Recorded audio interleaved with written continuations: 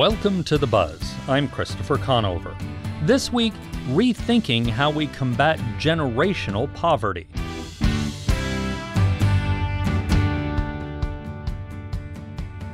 We have a motion and a second. I'll go ahead and ask for a roll call vote, please. Okay, Supervisor Christie? No. Supervisor Hines? Yes. Supervisor Scott? Yes. Chair Grijalva? Yes, item passes 3-1 with Supervisor Christie voting no. Thank you, and thank you so all much. for being here. We appreciate it. That was Pima County Board of Supervisors Chair Adelita Grijalva, leading a December vote for an effort that could result in a major revamping of how governments in the Tucson area address economic mobility. The effort, called the Prosperity Initiative, is a program that asks each municipal or tribal government to take into account a handful of ideas in order to reduce intergenerational poverty. Now, before we go any further, we want to bring in The Buzz's producer, Zach Ziegler, who's done a lot of research on this. Zach, welcome into the studio. Well, thank you. Now, Southern Arizona has a notable problem with poverty being passed on from generation to generation. Economic, financial opportunity for young people who grow up in Tucson is much lower than it is for young people who grow up in our comparison cities. That's Jim Kaiser, a former editor at the Arizona Daily Star and author of a paper on opportunity in Pima County that is frequently cited in the Prosperity Initiative. The opportunity that is available within Tucson is not anywhere nearly equally distributed. Basically, the city is economically segregated with much more opportunity north of River Road than south of River Road. Kaiser's paper pulls much of its data from Opportunity Insights, a project out of Harvard University whose mission is to find scalable solutions to barriers to economic opportunity, and its companion project, the Opportunity Atlas. It's headed by economist Raj Chetty. Now, we asked for a recorded interview with Opportunity Insights, but were only able to talk with someone off the record. Dr. Chetty did give a lecture at the University of North Carolina at Charlotte, a city that found it had similar issues to Tucson.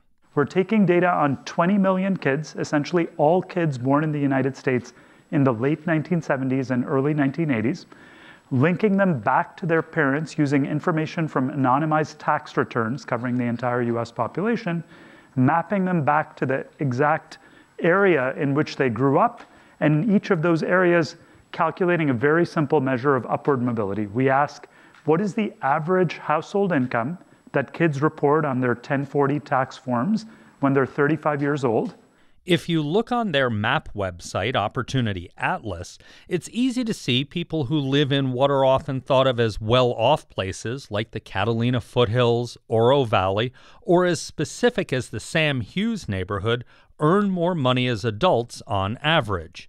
Jim Kaiser explained to us what the map shows. And what you find is that kids who grow up in areas with higher general income, these kids have a lot more opportunity in adulthood. It's not that there is something special about the wealthy. It's just that if your parents have more money, they have more money they can put into helping you prepare for school. They can get you tutors. They can give you experiences that are not available to people who don't have money. And also you'll find often better schools are in higher income neighborhoods. There are census tracts in Pima County where childhood residents earn as little as $10,000 on average and as high as $70,000.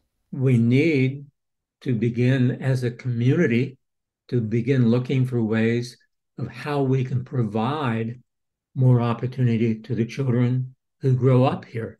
And we need to get together and say, what are we doing that will help kids who grow up here and become adults to do better in life? Raj Chetty says that can be done in 3 ways.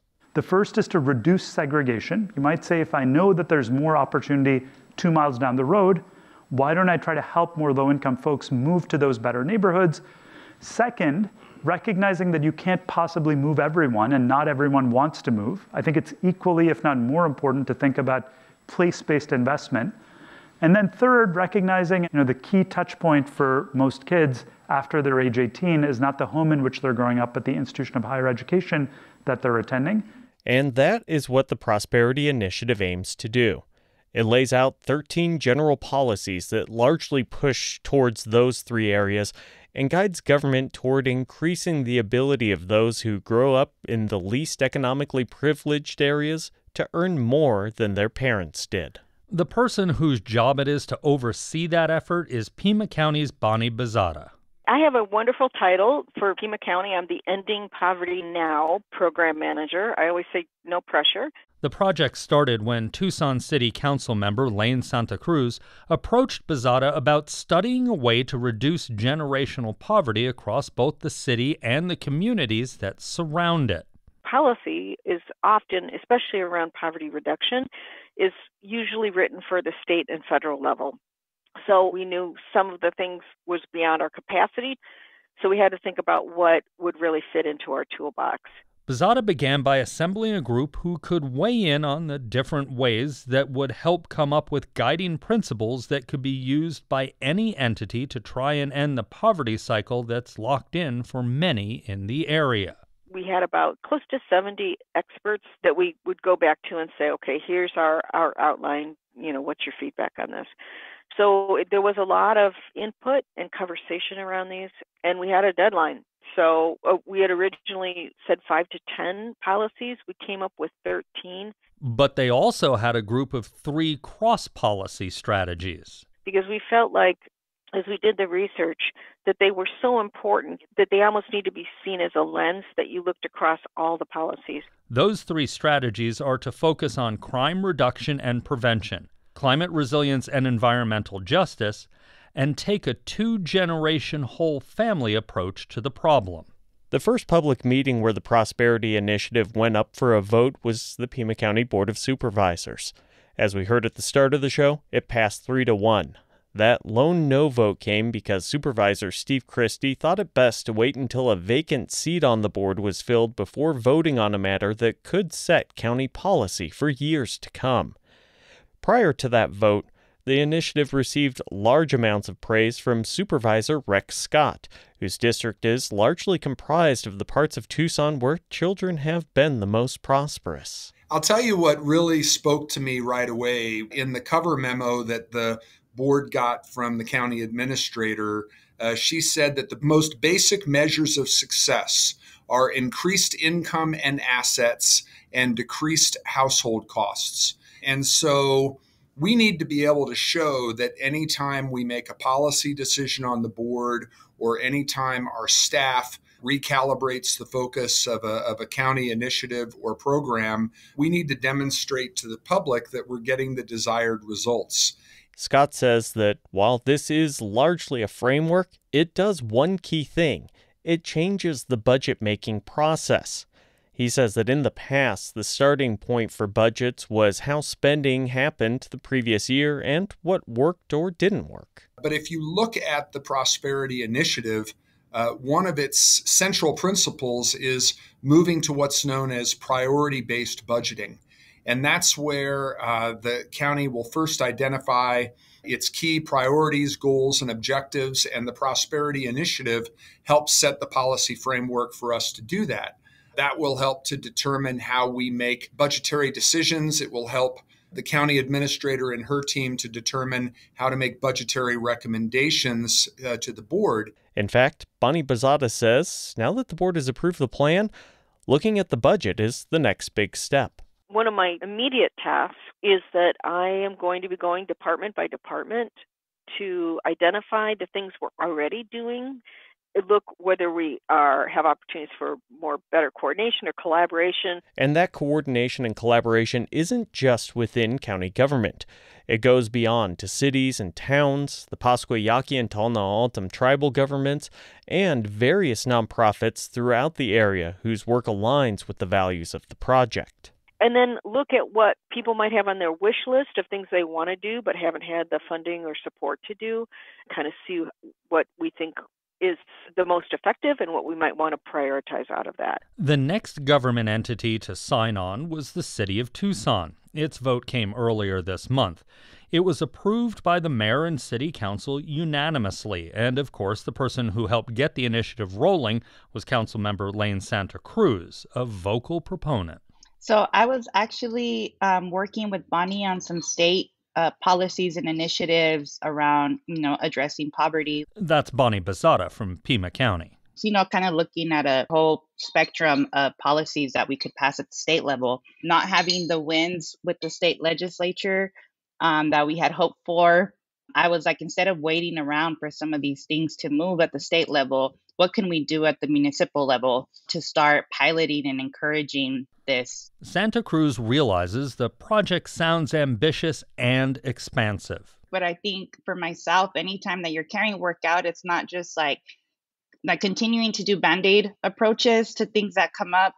It's like, how do we map out for ourselves a framework that we can follow with goals and metrics that we know that if we're actually making progress on it. And I think that's been missing in a lot of our city policies. It's like, how is it being informed by data? And we can start to address a lot of the inequities that we have, not only in our society, but here in the city and the county, by not only collecting that data, but then making that match of the policy that can help, address some of those data points. She says the initiative is also a situation where the old saying, a rising tide lifts all boats, will prove true. I think that when we center our most vulnerable, we all benefit.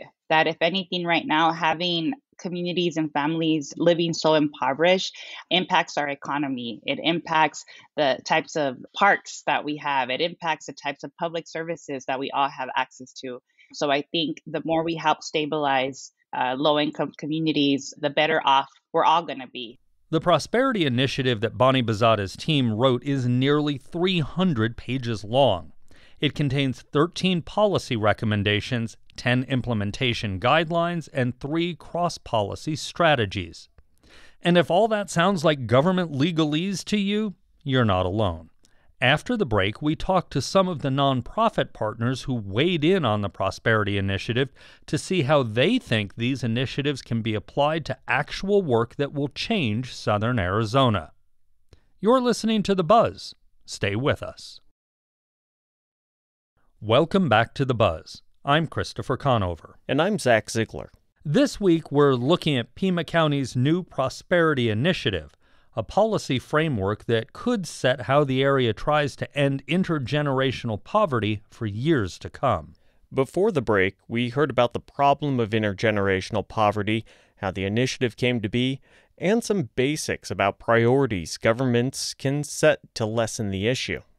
But as we said, this is a sprawling document, hundreds of pages with language that doesn't spell out specifics. Some policies seem easily implementable, such as this one, quote, provide health insurance enrollment assistance to protect against medical debt.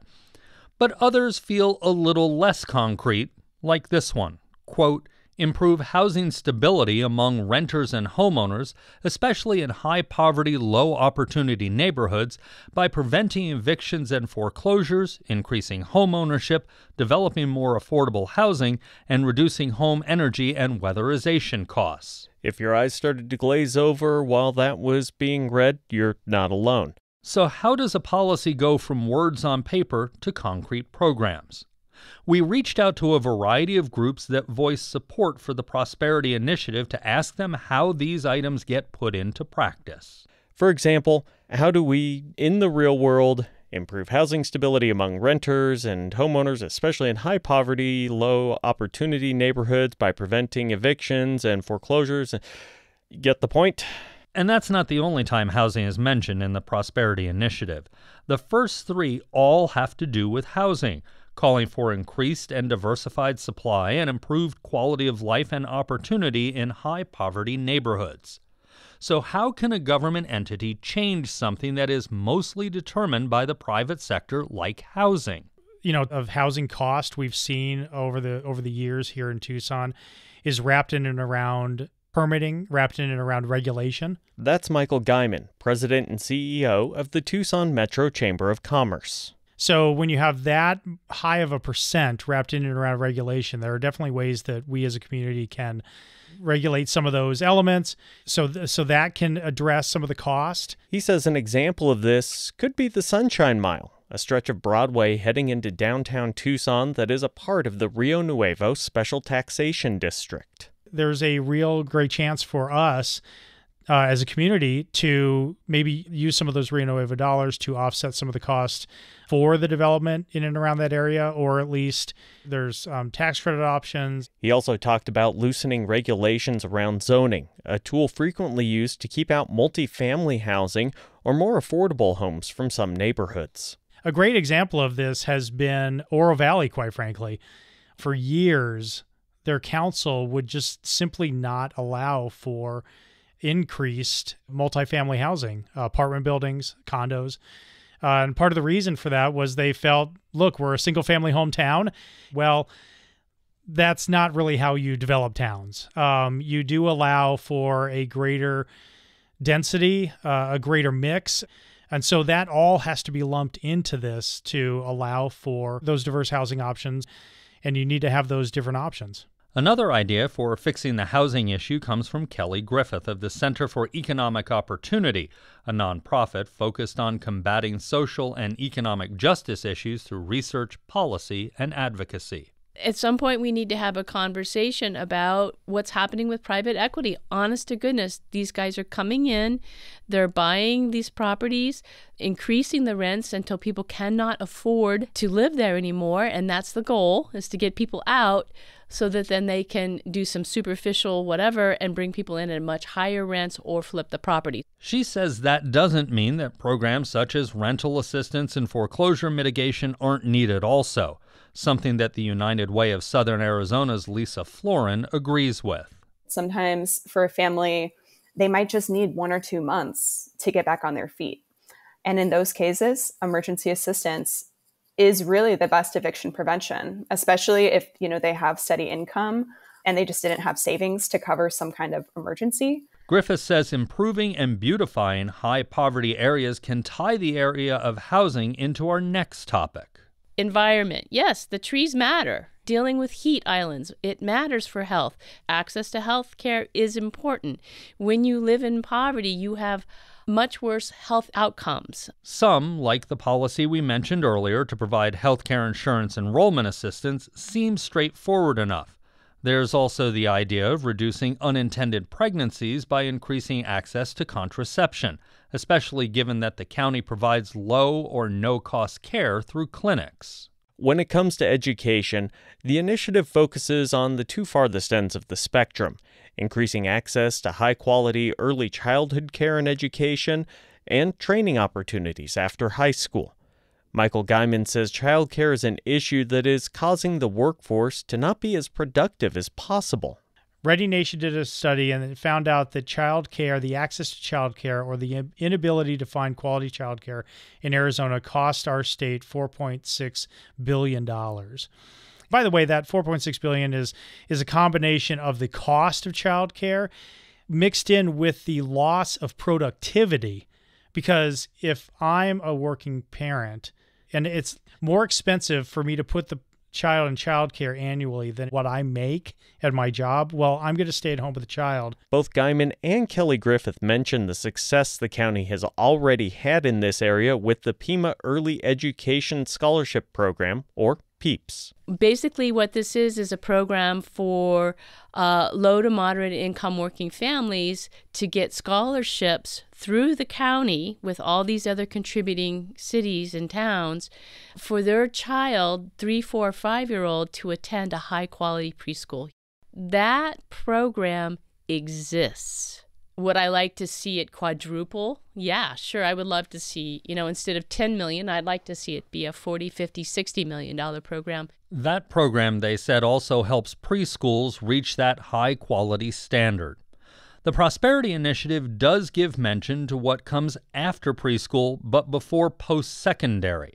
Griffith also mentioned the importance of not forgetting about public schools in the equation. Part of it is just that our public schools have been starved of resources for decades.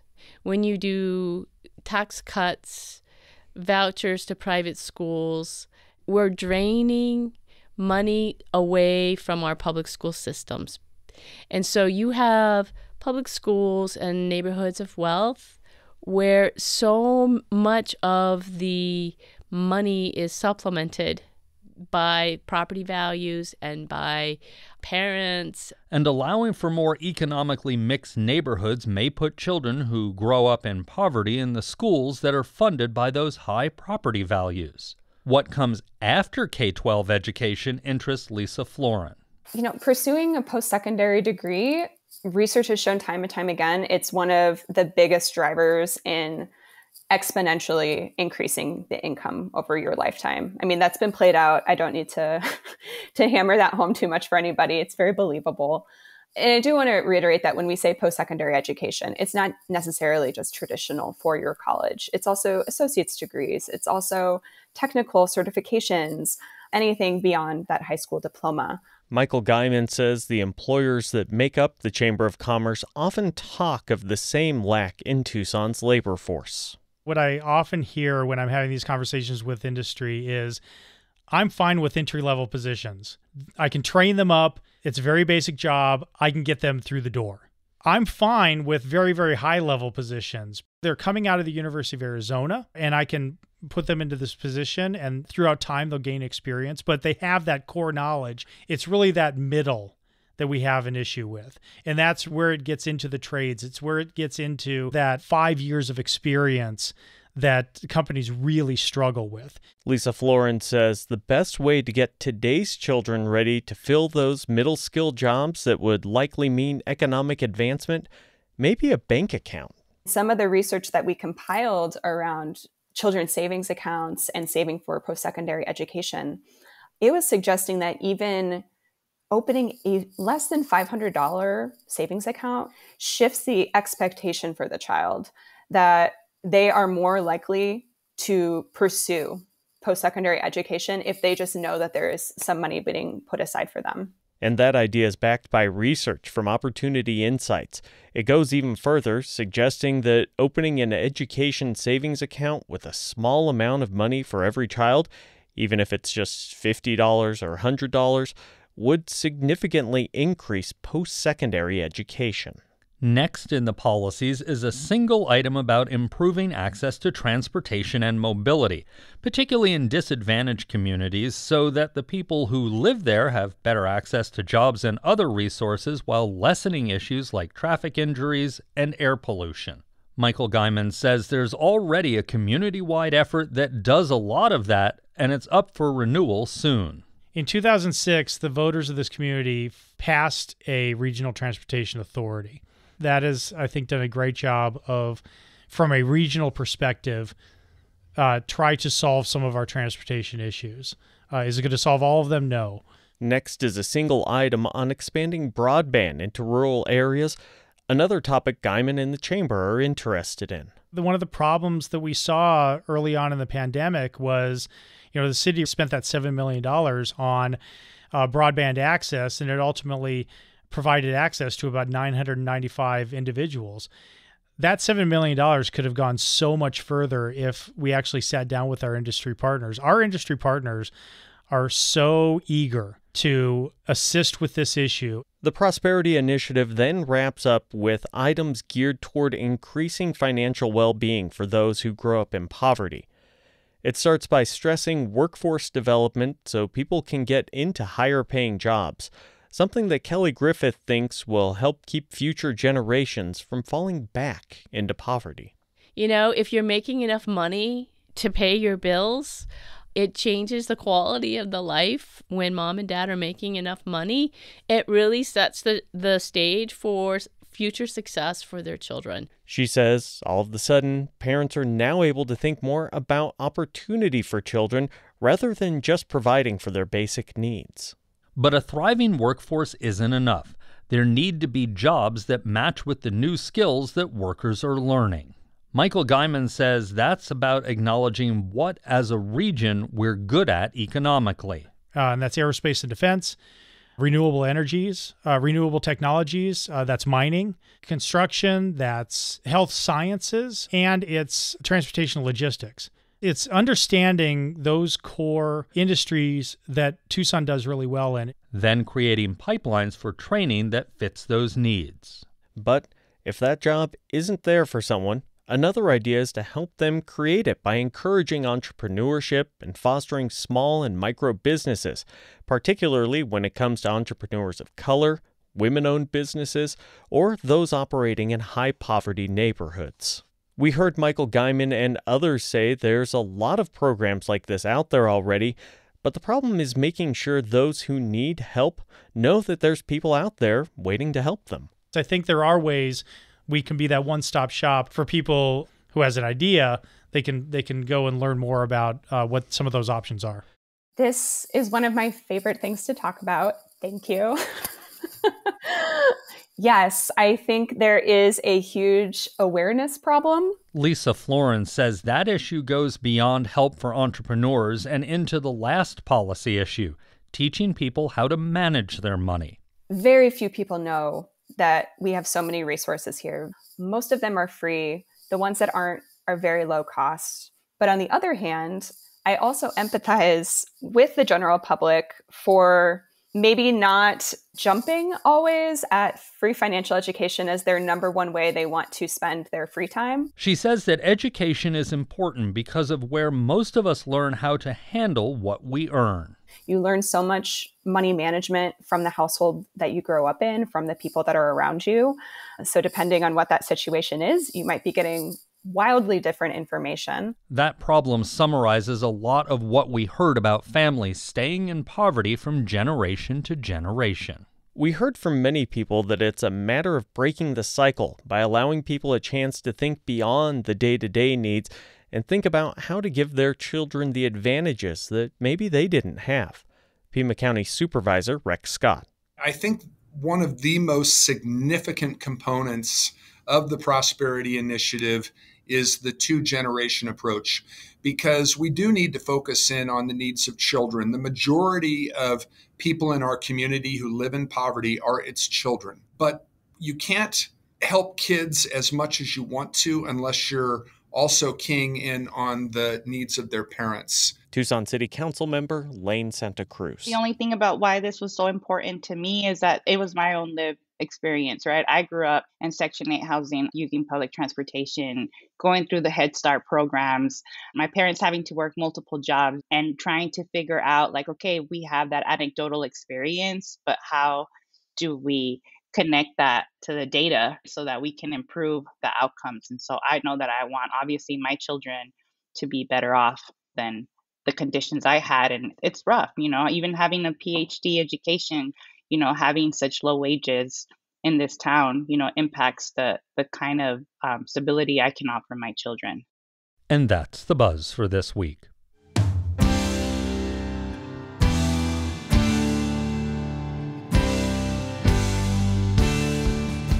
You can find all our episodes online at azpm.org and subscribe to our show wherever you get your podcasts. Just search for The Buzz Arizona. We're also on the NPR app. Zach Ziegler is our producer with production help from Desiree Tucker. Our music is by Enter the Haggis. I'm Christopher Conover. Thanks for listening.